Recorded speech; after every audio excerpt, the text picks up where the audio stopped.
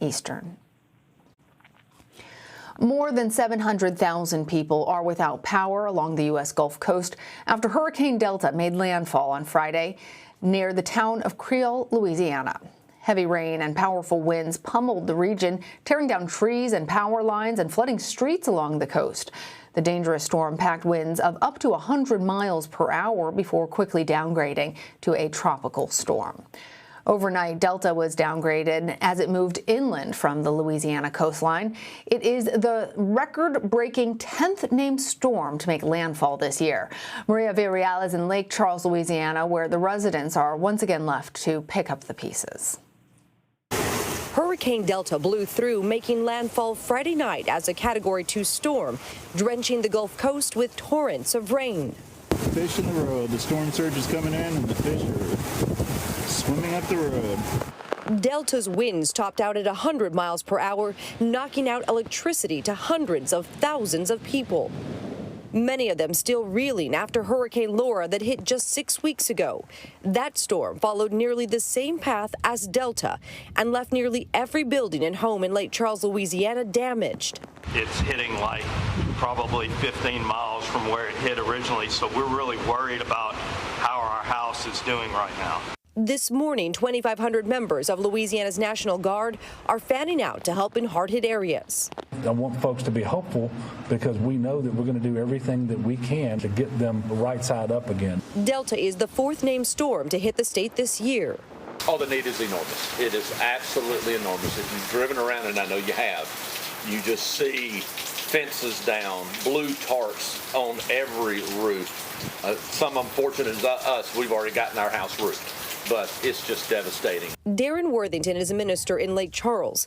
His church coordinates relief efforts, and while he's confident the city can bounce back, he admits this string of storms has been tough. When did you start to feel that anxiety? I actually said it's 2020. What else? You know, it just was one of those things. It's just been that kind of year. And joining me now from Lake Charles, Louisiana, is CBS News correspondent Mireya Villareal. Mireya, you were right there as Delta rolled in overnight. What are you seeing on the ground there? And I'm so glad that you are doing well. We saw those images of the rain just pelting you. How are you doing this morning, and how are the people around you doing? Yeah, let me just tell you, credit to the crews that are with us out here battling through the storm. It was definitely a rough 3 to 4 hours as Delta made landfall yesterday. We were right north of the Gulf, kind of on the outer skirts of the eye wall. So what we felt was the piercing rain, huge wind gusts were consistent, relentless at some points, hitting over 100 miles per hour. This lasted till about 11 o'clock last night, and then it almost just felt like she just started moving north.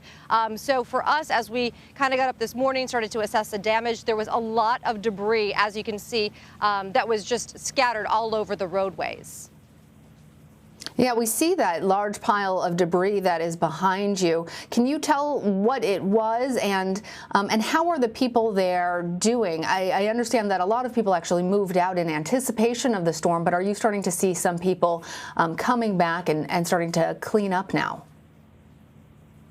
So, you know, a lot of the piles that we see right now are a byproduct of Hurricane Laura. They came through here 6 weeks ago. But what we are seeing on the roadways right now, and a lot of what is in people's yards, is what was thrown around really by Hurricane Delta as the hurricane moved through here overnight. We also have seen some flooding in parts of Lake Charles and surrounding areas. People are slowly making their way outside their homes to assess the damage. Some families did not evacuate. They wanted to ride out the storm. And there are some families that are coming back in that were sheltering nearby in nearby cities. And so as they are coming back, they are reassessing the damage. And while it may not look like a huge deal, we just spoke with a homeowner who said, I had a tarp on my roof. I decided to stay. And let me tell you, there were moments where I felt like the wind gusts were well over 100 miles per hour, blew the tarp off of his roof and re-soaked his house after 6 weeks of him trying to repair it. So a very frustrating moment for not just him, but a lot of families.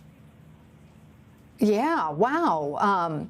I'm amazed that with a tarp on his roof after Laura, he decided to stay there as Delta rolled in. I hope that he's doing all right. I'm guessing since he talked to you that it was property damage and not any personal damage. But we do know that the situation there is still really tough. About 600,000 people are without power in Louisiana alone after Hurricane Delta toppled trees, knocked down those power lines. What's the latest on recovery efforts in the region, and any word as to when these people are going to receive power back? You know, so funny thing, we were staying in a local hotel here, one of the few that has backup generators, and staying in that same hotel with us were crews on top of crews that deal with electricity here, that are going to be working to restore the power. They are going out starting this morning, and a lot of them have told us that they have been working nonstop for the last 8 to 12 weeks.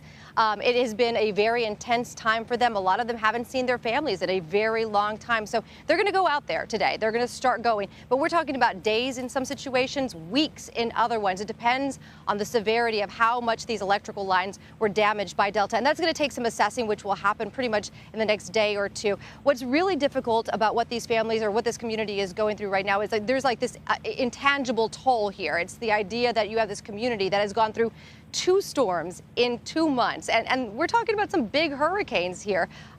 They were already repairing and rebuilding after Hurricane Laura. And now to have all that, you know, kind of wiped clean and they have to start off all over again, that's a very frustrating moment for them. So while they will be coming back here, they are resilient. They're going to be working on this. It is definitely, you know, a punch in the gut to have to start all over. Yeah, punch in the gut is right. Well, please let everybody out there know that we are thinking of them. Mireya, thank you.